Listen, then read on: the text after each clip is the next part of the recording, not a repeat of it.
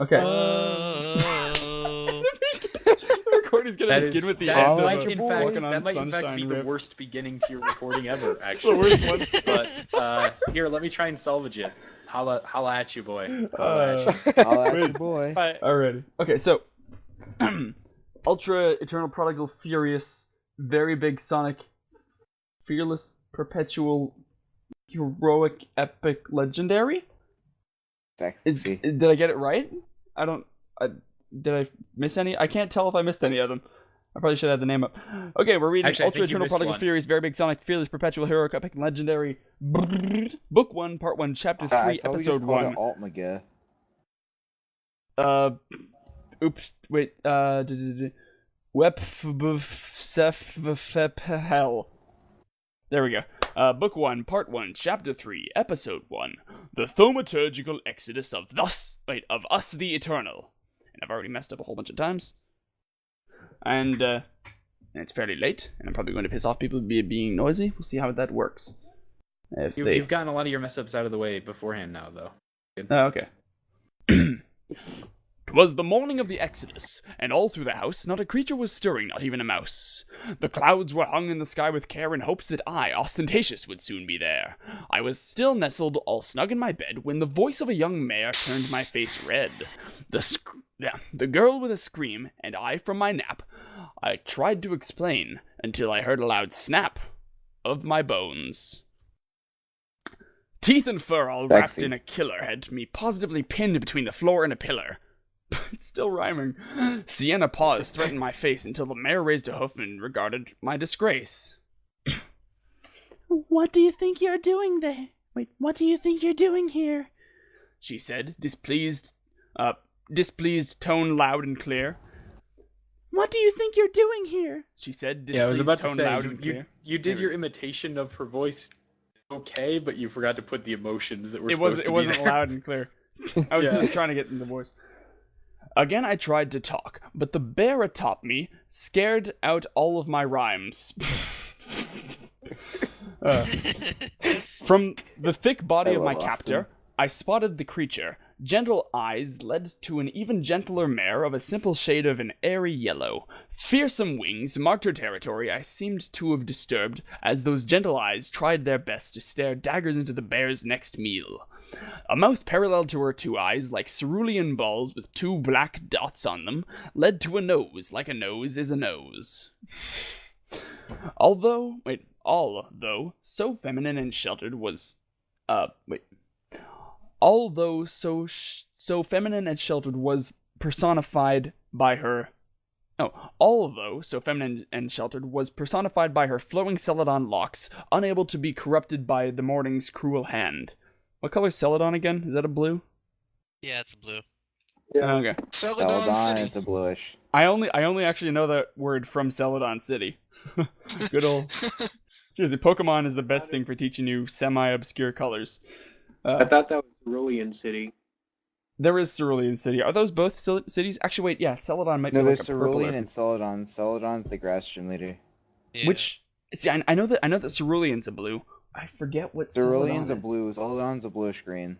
Okay, thank you. A countenance like that of a mare's, if it were a mare, if that mare was a storm, and hooves like that of a mare if the mare was a colt. A countenance like that of a mare's, if that mare was a storm, and hooves like that of a mare if that mare was a colt. Okay. It was surprising she could escape my vocabulary so easily with her mystique. I was muted the entire time you guys were talking about the top color. I kept trying to tell you guys that it's green-gray. Man! Learn you some how to unmute. Oh. I was walking away from the computer. I didn't realize that it was still muted. Oh, man. You hungry, honey? I attempted to answer, until I realized she has addressed the bear, and it growled hungrily.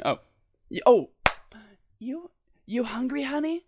I attempted to answer, until I realized she has addressed the bear, and it growled hungrily.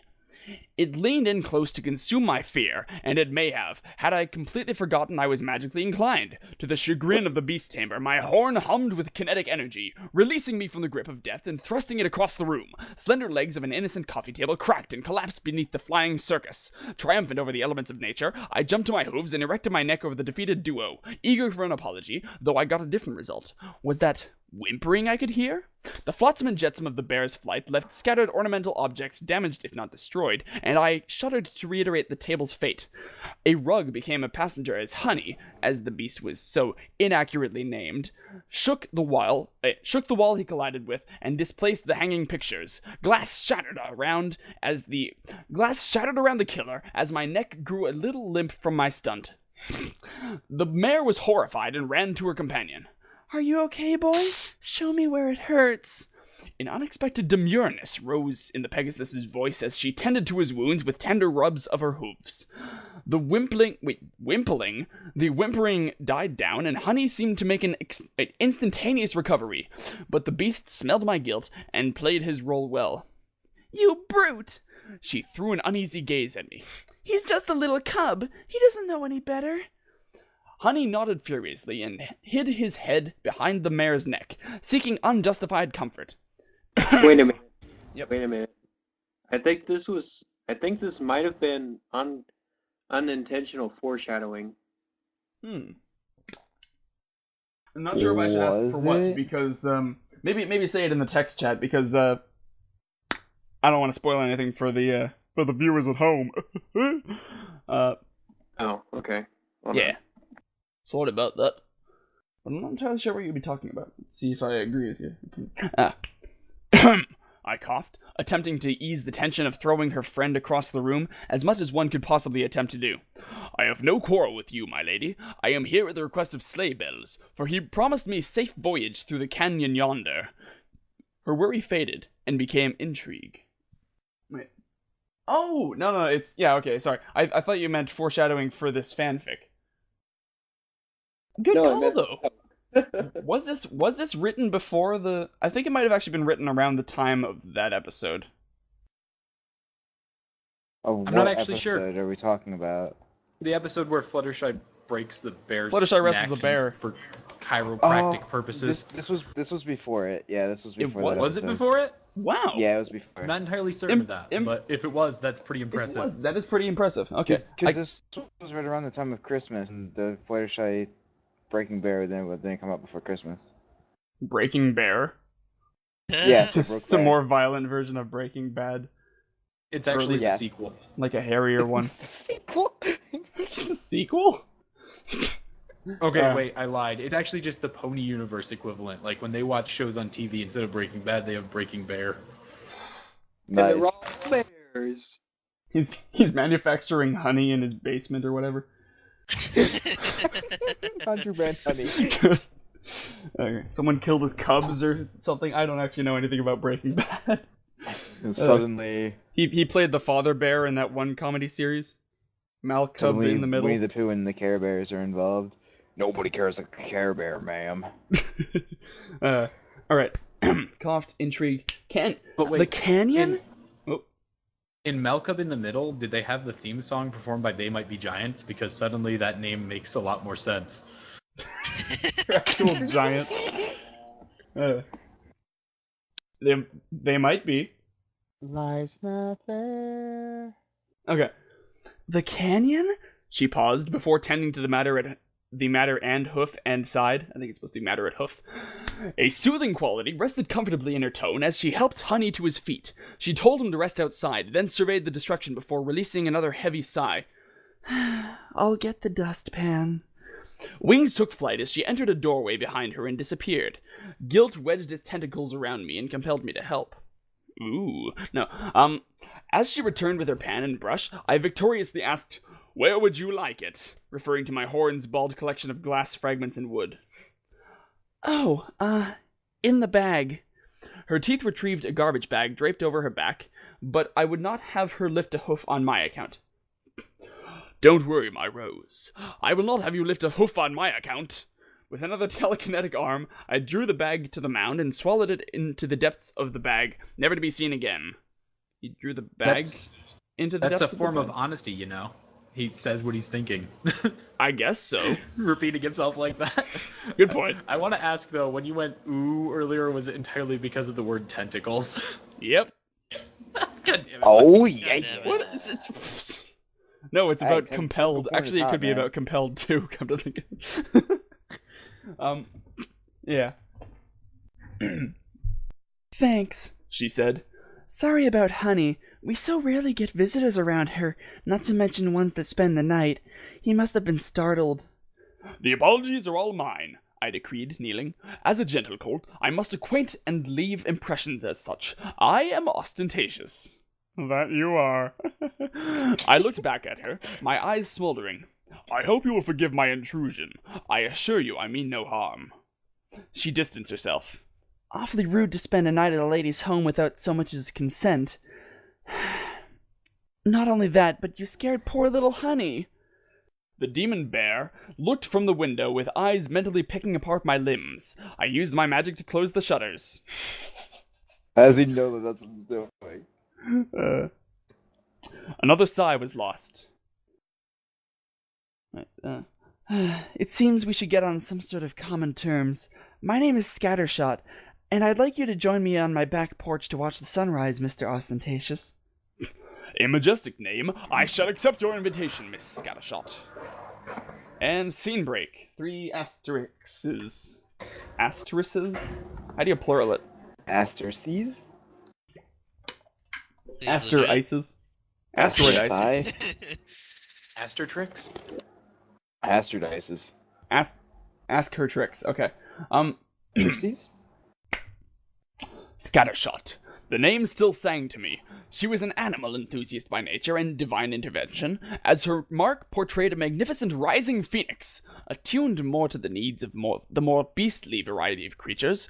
Her relationship with Honey began to come into focus. Moonlight still lingered in the morning air as we went on and talked.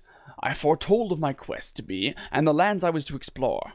The journey sparked that previous intrigue I spied before. So wait, how big is this bear? Pretty I would big. assume it's a fully grown bear. Didn't they say it was demonic? See, no, No, but they said it was a description cub. of Well, it. he said Yeah. it was demonic. He exaggerates. Yeah, well, he is The ostentatious entire after story is all. tainted by his perspective. See, no, because she says it's a cub, I'm thinking it might be some sort of like offshoot of an Ursa or something. I don't think it's actually a cub. I think she's just She's exaggerating its youth. yeah. The I way think, that Like, I'm, when I'm she's- going to she's say babying it's possibly it. like an Ursa minor. Kind of like how Angel Bunny's probably just a baby to Fluttershy or whatever. Yeah. Previous injury I spied before. Let's see. I foretold my quest to be in the lands I was to explore. The journey sparked that previous intrigue I spied before. How long do you plan to be gone? She asked. However long it takes. What are you looking for? It remains to be seen. Otherwise, I would not look for it. Well, what provisions have you packed? Nothing but a few pieces of gold, rations of food, and the Earth's energy. Oh. She Wag. sank a bit. How long have you been planning this trip? A good night's worth of planning. wait, Hope- are they in the water or something? Because she just sank. It's no, it's Like quicksand. a boss. It's emotion. It's like mood ring quicksand. It's what. Are you It's sure? what- Because yeah. I heard him call out E3, and then you sunk my scatter shot. So bad. Good joke. Next joke. Hope faded from her face. And you expect just to go out to the wilderness and conquer it just like that?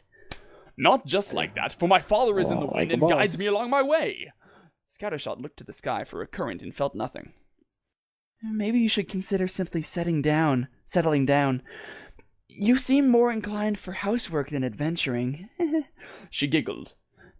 You're only a smile and a dreamer, she said with a motherly tone. Is that an invitation? But Probably. but I Probably. think Adventure, if baby. only she'd seen some of the magic he performs later, she would not think him more inclined to housework than adventuring. Doesn't she come with him? Well, that's in the porno version. Well, he was. Well, Well, of he is course not it's great. porno version. Who is? It's my version. Now shut up, Tom. About Oh, I'm the sorry. future. about the future of the fic. Well, he I'm who not is talking not about the future. I'm talking he about is not porno. great who is not greatly good, I said with a returning smile. What do you do, Scattershot? I queried. Well, I am the florist of the town, but I normally keep to myself out here for the animals who are, how do I put this? No offense to you. He looked to Honey tenderly. Scarier? Honey gasped and nuzzled Scattershot, retrieving the love he was after. As bunnies scurry around the square, the bears and boars come to me for solace. Where does such a soft-spoken mare come by such ability? Her knit brow begged me to reconsider my opinion of her. What you call soft-spoken, I call politeness. She paused for a moment. Jerk, she finally let out, though quite muted. Oh, sorry. Mudded. Jerk. I guess I got it from my mother, who I suppose got it from her mother. That was more muffled than muted. Not gonna lie. Well, you can't rightly pronounce it if it's completely muted, you dumb bollicker. Bollicker? Baller? Bollicus? I know guess. bollicker suddenly works both bollicker. as an American insult and as an English Y'all insult. bollicker? Okay. You're bollicker, eh? I took in the gallery of crimson protruding from the grassy fields in neat rows and columns. Those brilliant birds of paradise looked especially radiant in their prime, though I dismissed their beauty and told myself they were but plants. You planted all these Alrighty. yourself? I wondered. Did you Yes. just giggle at the word butt? Yes, Now that you Yeah, said it like- takes... What, did I giggle at the word butt? Where was butt? What? Oh, it wasn't you? It wasn't Alright, then I you, forgive you. though.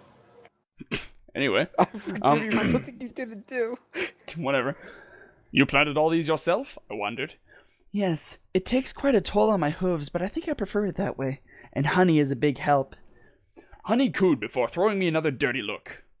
Is it not an occupational hazard to befriend these animals? Who knows what they are really thinking?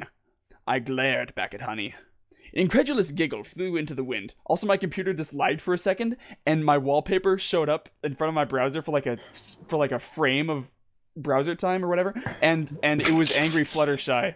It was kind of scary.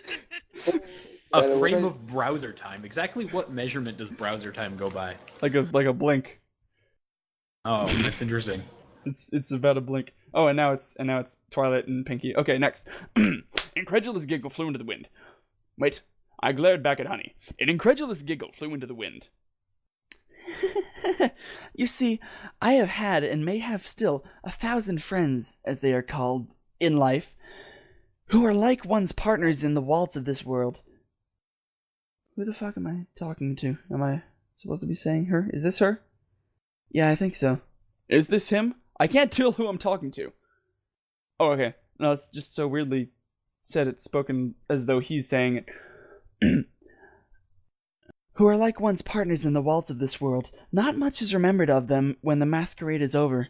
Animals, however, are reliable, many full of love, true in their affections, predictable in their action, grateful and loyal. Those are difficult standards for ponies to live up to. But am I not of an admirable state, dearest Scattershot? We creatures need wide open pastures and worlds to explore. She continued her gaze, eager to capture the sun. Those Celadon streams hid her eyes from me. Hey, Winston, what color is Celadon again? The color of Grayish green. celery. Celery. Like a boss. No, I'm kidding. It's a grayish green. Thank you. Sorry, I was just giving you another chance there. She snorted. I see you're an idealist, whatever else you may be. Don't be foolish! The sun still hid behind the distant hills, and I grew irritable at her irreverence. Do not be timid or squeamish about your actions. All of life is an experiment. You cannot let it idly sit by. You cannot let it sit idly by and age. I misread that the first time. But how practical is that? Truly this soft-spoken pony knew not the term in the argument's heat. It's cozy here and blistering out there. Here, food is abundant. Out there, it's scarce. Here there's stability. Out there is anarchy. Don't you wish to know it? To have lived among it and conquered it? The unpredictability of this of it all is what draws me. Flowers will always be their reds and greens, but who knows what colors are in the horizon? I stamped my foot to get her to look at me in the eyes, but she remained frozen towards the empty sky. What is there to see in a land our princess could not even govern? Here I know the sun will actually rise. All empires fall, but that is the enticing aroma of the air of mystery to the... that is the enticing aroma and the air of mystery to the journey. And what if the precious sun was not to rise but fall out of the sky? Would you not regret your sheltered life? The crash of the whole solar and stellar systems can only kill me once, Ostentatious. I like to think I have a good idea of the world around me simply by watching the sun. She soothed, hearing the passion grow in my voice. Those first rays of sun dared a glance. Evil is a myth in this empire. I don't wish to look for it.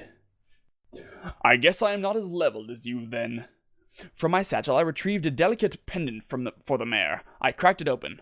My father gave me this amulet as a memento to remember him by. The inscription reads, "The whole course of history may depend on a change of heart in one solitary and even humble individual, for it is in the solitary mind and soul of the individual that the battle between good and evil is waged, and ultimately won or lost." With a small clap, the pendant was shut. I chose to fight on. So many ponies in this town have lost and submitted, but I see fervor in you, Scattershot. Your individual action made a haven for these otherwise shunned-out creatures. Who is to say that same action cannot save others? I turned to her once more, sunlight enveloping and sweeping across the porch. Her mane began to fly, and those cerulean eyes squinted in the morning glory and searched for words to respond with. In the silence, I went on. Dare you leave the safety of your home and join me on my quest? I do hope you'll say yes. The quote struck a chord with the girl as the sun burst over the horizon. Tremendous breezes spilled over the mountains and picked up our manes in unison. Mine flowed with determination, hers with irresoluteness. A face well lit with the morning. She saw something in my words, I believed. Her beautiful gems revealed themselves as if by epiphany, and she looked to me. The world opened itself around the timid creature as she saw the horizon become a great deal smaller. We had better start packing, she said with a pleasant smile, apathy melting with the darkness. I think my voice with her has gotten lower and lower. We had better start packing, she said with a pleasant smile, apathy melting with the darkness. Our recording got cut off a little bit. So... Choose your starting point. Shut your... Choose your own adventure. Mouth. Sorry. Well, I'm not apologizing to you, I'm apologizing to your mouth for calling it a whore.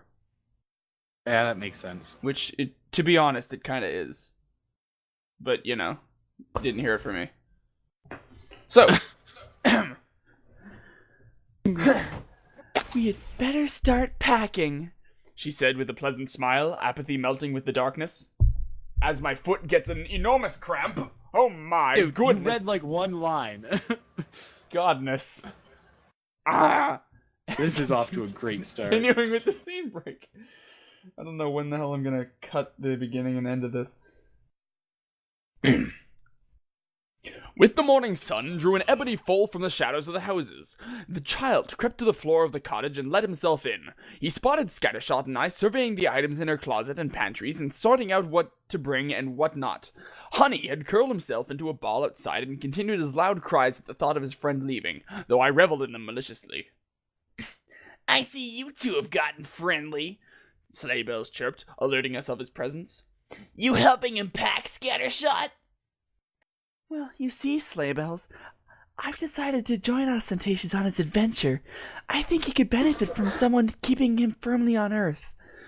I am sure she meant that only with endearment, as it sounded like serenity. Sleigh Bells' eyes only widened with admiration. No way! He said with glee. I thought you were going to work on your flower business. Besides, you told me you hated the idea of leaving the town. What do you mean, Sleigh Bells? She giggled nervously. I can handle it. I have a pet bear after all. And she punctuated her sentence with a tiny squeal as a fist met the side of the house, possibly a disgruntled bear upset of his new title as pet. Also, she interrupted her typo because she was about to type "after all" as one word. "She'll do fine, young guard," I added. "She's got a knack for these animals that I cannot make up for with brute force. Every battle needs an anthem to orient itself by." "Awesome! Oh!" he cooed, eyes bright. "Like a dynamic duo! When do you leave?" "As soon as we finish packing. What has your father got to say about our trip?" I asked. "Don't worry about him. He means well, and all he wants is every pony to not have to face the wastelands because he's been there. Most ponies just say they... Wait, there we go, I scrolled up for a second. Most ponies just say they want to adventure there," he says. "Only go for the glory without knowing what they're actually getting themselves into. He said Paradise Gorge was founded decades ago by nomadic ponies who finally found a green pasture amid the deserts, so they hope they could create a paradise so no pony ever has to deal with the deserts ever again." I just think it's so boring here, so I'm going to prove myself over time. And prove myself over time, like it's typed, and one day go there as well. I hope that you two return, so you can I can't read tonight. I hope that you two return. I'm so bored. I could eat an Octorok. God, it's so boring here. I wonder what Chrysalis is up to. So I'm going to prove myself over time, and one day go there as well. I hope that you two return so you can tell me how it is and take me next time you go. I put a hoof on the little tyke, feeling the flame still young yet reminiscent of my own youth. "I'd say such a statement already warrants your maturity. You've grown since I have met the little imp in the forest, and it's an amicable gesture your father has created, but in what taste is it? Why not spread the green across the world rather than concentrate it here? Tell him to remove the wastelands, not isolate them. The beast may then finally die, and sloth may disappear with the memories of deserts." I turned to Scattershot, her eyes wide with inspiration. "What a great idea!" She flew back into a closet, retrieving a bag of seeds. "These are my birds of paradise seeds. They helped the gorge flourish when it was first discovered, so maybe we can spread them on our own path." Sleigh Bells and I were in agreement at this proposal. Thus our mission was set and engraved in the annals of this sleepy town, still snoozing in its bed as Scattershot and I prepared to embark on a grand adventure. Sleigh Bells offered me the pendant around his neck, though, and told me to keep it. "My mom gave me this pendant. She's out there somewhere, Ostentatious. She went out into the wilderness with others to find other ponies. I know she's still out there doing miracles, and every day the message she left me with the pendant reminds me of it." I don't know why I would have stuttered there. It doesn't make sense in character. "But I think you should carry it. It fits you better. Whenever you need some hope, just read the message inside, and maybe if she sees it, you'll tell her I'm doing okay. She's got a pendant just like this one, so that's how you'll know. You promise?" He finished, a lip bit and eyes intent on a yes. With a friendly laugh, "Ha ha ha!" I picked up the pendant with my magic and delicately set it around my neck. "Of course, Sleigh Bells. Every seed in every town will foster a new road for which perhaps your mother and I shall cross paths. Fear thee not. In fact, my father gave me a pendant similar to this one in appearance." His eyes lit up. "So, maybe they've met. Maybe she's doing all right?" "I'll see to it that she is.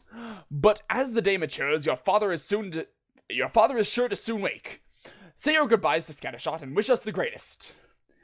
He nodded, wishing his florist friend a good trip, and was off into the morning, teething gritting away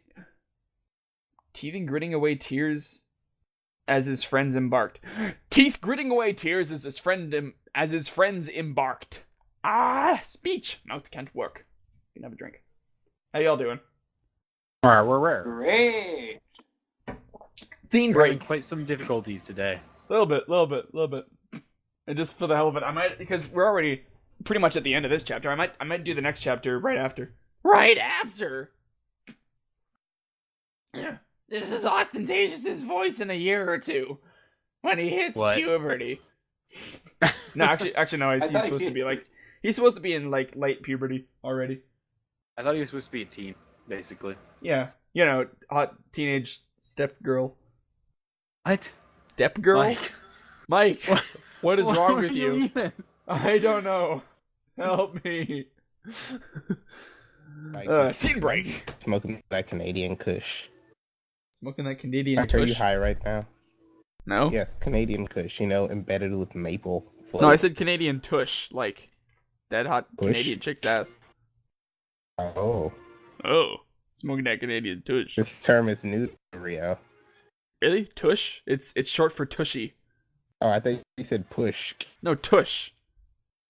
Push Oh, like a push-up okay. bra? This discussion Canadian does not need to Kush? exist anymore. This conversation sucks and is now not about trains because that meme was like 2009. Actually, no, earlier. Okay, Honey was the most torn up, practically fusing himself to Scattershot as we made our way to the canyon. The beast of burden may have proved to be somewhat bearable, had it meant bearing the bloated eggs Scattershot insisted we bring. I'm pretty sure the words bear are there intentionally. Unfortunately, when he had to depart, I would be left with the heavy lifting. As the two walked and shared goodbyes their own special way, he only glared at the colt tearing him away from his longtime friend and wished me dead. A weathered sign came into view and hung crooked and lifelessly upon the grassy hillside. It read, "Ever free wastelands, no ponies land." Of all the things Scattershot charged Honey with while she was gone, the name Felicity had come up as someone Honey was to keep company. It was harmless information at the time, though when we rounded the corner of the canyon walls and they began to morph from lush and green into a rocky exterior, a thickness and mist began to rise in the air. Humidity beat down on our coats as something, like a barricade, came into focus.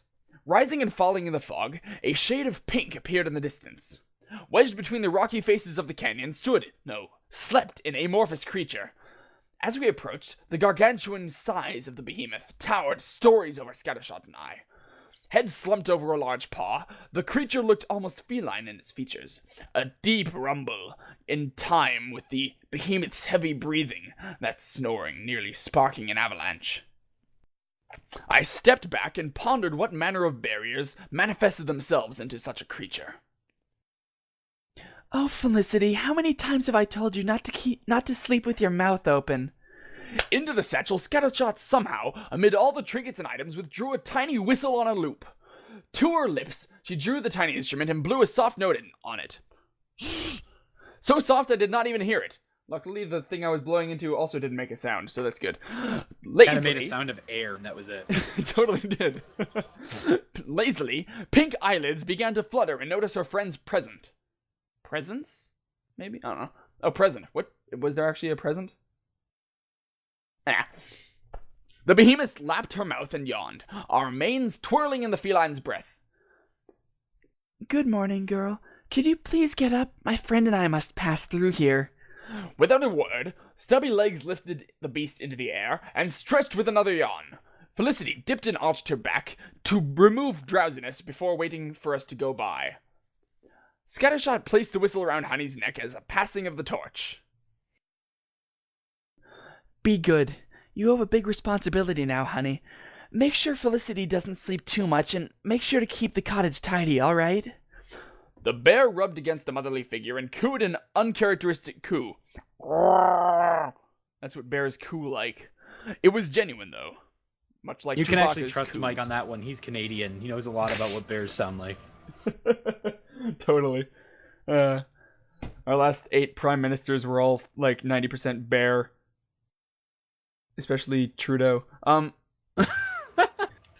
Before Honey... Wow, how often do you hear a friggin' Canadian political joke?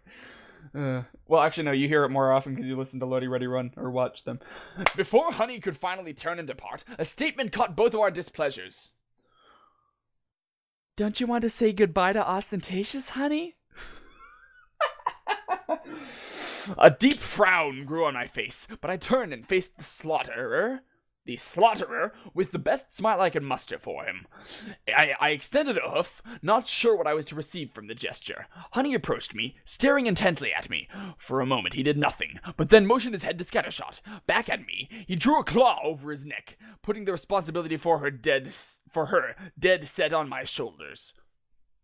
I nodded with an uneasy nod, and backed away from the beast as he turned and ran to say goodbye to his friend one last time. As Honey disappeared into the mist, my new... Gorilla's in the mist, but it's a bear. No. My new cargo could not even falter my sense of glee. Felicity stood motionless, only watching the two of us, Scattershot and I, as we passed beneath her belly. I looked to Scattershot as we exchanged giddy smiles. Though as we passed through the gate, a ray of light shined down from the heavens and enveloped me. Or enveloped me, if you may pronounce it that way. I don't know. Spinning and dancing in the light, a card made its earthly descent. The two of us watched the ballet until the card came into my grasp. No bigger than an index card. I held the card with my magic and read it. What does it say? Scattershot read. A large platform from which to leap towards the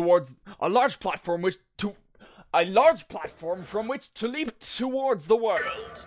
The horizon was in my hooves, and my father would make sure of it. It reads, Eternal. Glee overtaking me, I placed the card in the satchel pocket and reveled in the brilliance of the sun until the portal closed and replaced itself with mist. Let's go. The fog is rising, she said, and I followed as we left the mouth of the canyon. Felicity sat herself down and began her slumber once more. Beyond us was only opaque white and no signs of life. A fresh start. A misty morning does not signify a cloudy day, Scattershot. I galloped off into the mist, Scattershot following on her wings without pause. End of Book 1. Any comments or inquiries or suggestions can be sent to sirostentatious@gmail.com. And the adventure begins. Woo! Yay! Yay. For some reason, you just, like... We got the... I don't know, at the end there, you, like, repeated the same thing, like, 3 times. Because there's an unnecessary 2 in there, and it confused the hell out of me. Hey, at least he's got his first adjective. A platform from which to leap to. Grammar is too dope for you. What's he leap? Because he's leaping from the platform, but how do you, like, from which to leap to? Are you leaping from it and to it at the same time? See, that's why that 2 there is confusing. Yeah. Yeah, it should be a large platform from which to leap towards the world. Yeah. Well, actually, if he was leaping from his current position to the platform and then towards the world, it would make sense. To another point. Though it's still awkward. Yeah, but not really, because it's from which to leap to. If you're leaping onto it and then onto the next destination. Yeah, but he's leaping from it as well. But you're gonna take it and you're gonna jump somewhere else once you get onto it. Think of it like Frogger or something, but with platforms. Yeah. Well, yeah, no, but he's leaping from the platform to the platform he's and leaping then onto towards the the world. platform and then towards the world. Well, yeah, but he's still starting from the platform. No, he's not starting on the platform. No, but from which to... He sees the platform, and then he gets on the platform, and then he can go from the platform. Well, no, I understand your concept. I just don't understand how that works with the sentence. Either way. I don't know. This recording sucks already. Bye.